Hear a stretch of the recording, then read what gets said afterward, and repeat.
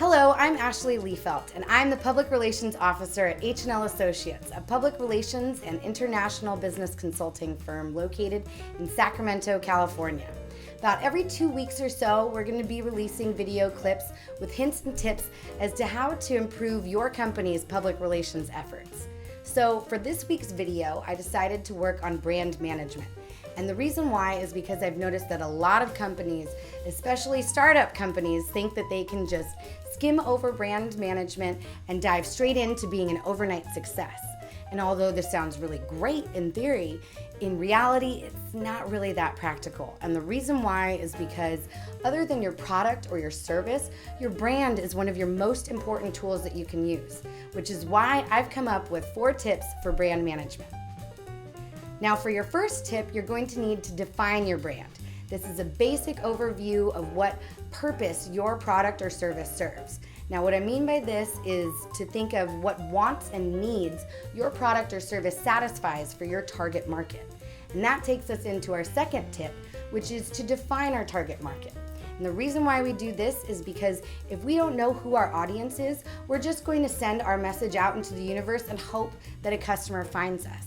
But that's not very practical. So what we should do is we should focus on the demographics, geographics, and psychographics behind our target market. So with demographics, it's basically a general overview and idea of who you're looking to capture as a client. Now this can be based on age, gender, race, ethnicity, or even income level, because we're going to delve even deeper with geographics. So with geographics, I want you to think geography. I want you to think where your target market is located.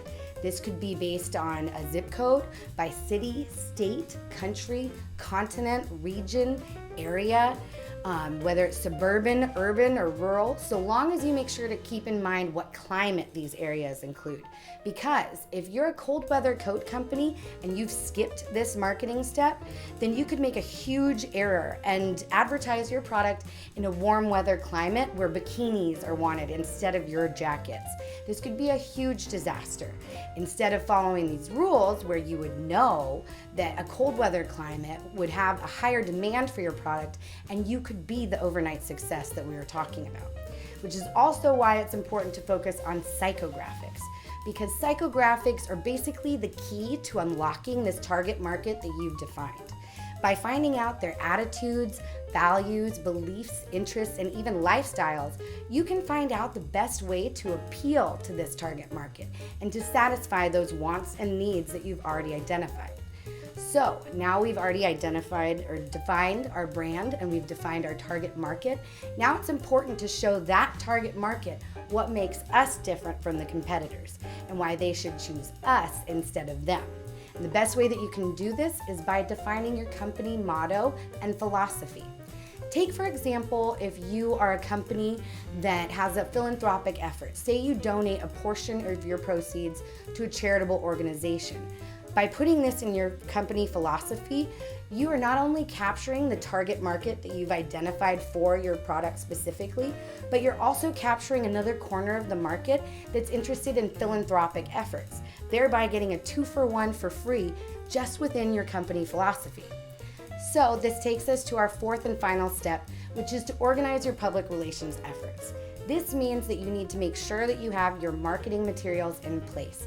That can be anything from flyers and brochures and pamphlets to your company logo, your corporate uniform, your company vehicle, basically anything that has your logo or brand on it that customers can identify your company specifically amongst the clutter. You also need to make sure that you take care of your public release efforts. What I mean by that is that you have your product launches and your soft and your hard openings for all of the businesses that you're going to be opening across the country in advance of actually doing so. And then you also need to make sure that you focus on your social media, because as you're expanding and you're getting more employees, you need to make sure that you have a content guideline and a schedule set in place so that all of these employees who are contributing to your social media platform have a unified message to make sure that your brand isn't distracted and cluttered. So that's it for this week. For more hints and tips, make sure to follow us on Facebook, subscribe to our channel, and visit our website at www.hl-associates.com. See you next time.